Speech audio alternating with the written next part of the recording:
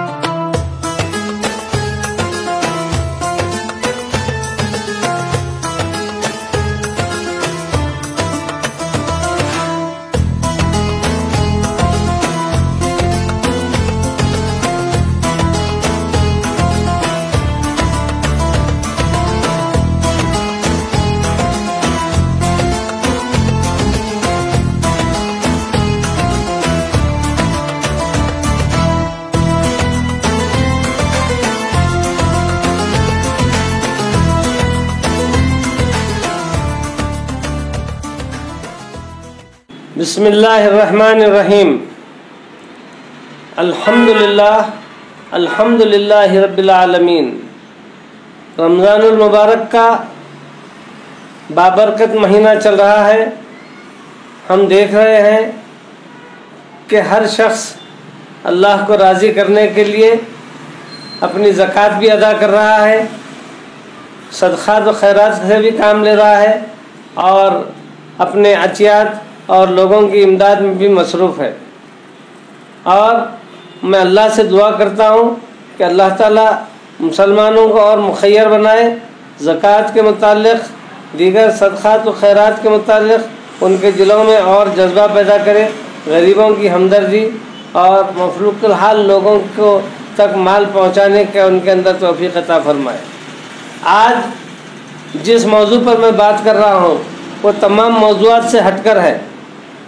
FMS trust एक ऐसा trust सरगर्म अमल है जो सिर्फ गरीबों के लिए नहीं बल्कि सादात इकराम के तक़द्दुस को पामाल किए बग़ैर, उनकी इज़्ज़त नफ्स को ठेस पहुँचाए बग़ैर उनके लिए ये ट्रस्ट काम करता है।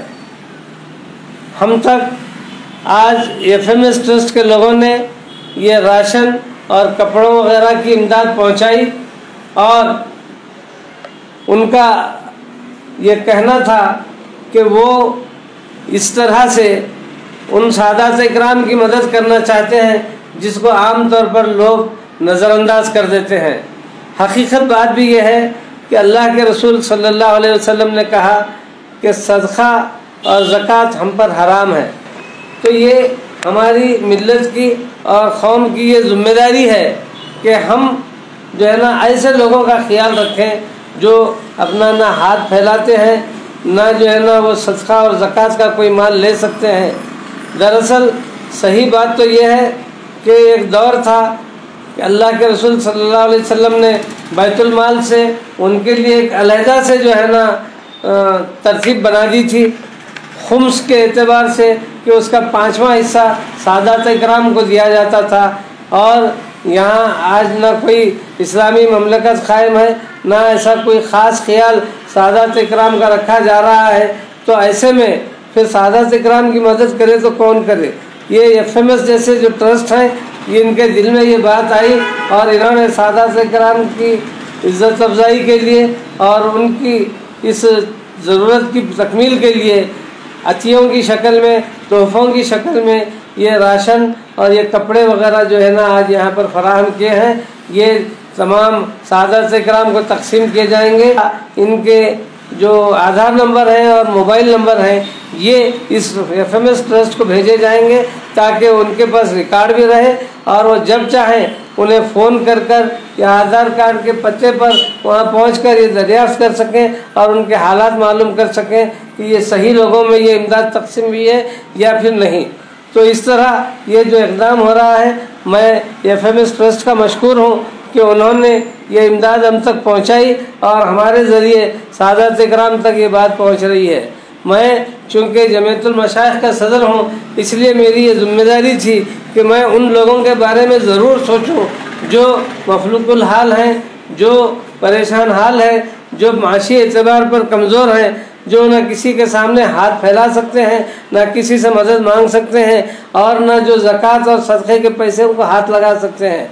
क्योंकि एक मरतबा हज़रत इमाम हुसैन रज़ी अल्लाह ताला अन्हु जो छोटे बच्चे थे, सदक़े का माल अल्लाह के रसूल सल्लल्लाहु अलैहि वसल्लम के पास आया था, उसमें से कुछ उठाकर इमाम हुसैन रज़ी अल्लाह ताला ने खा लिया। तो अल्लाह के रसूल ने मुंह में उंगली डालकर वो माल निकाल दिया और कहा कि ये सदक़ा और ज़कात का जो माल है ये हम पर हराम है।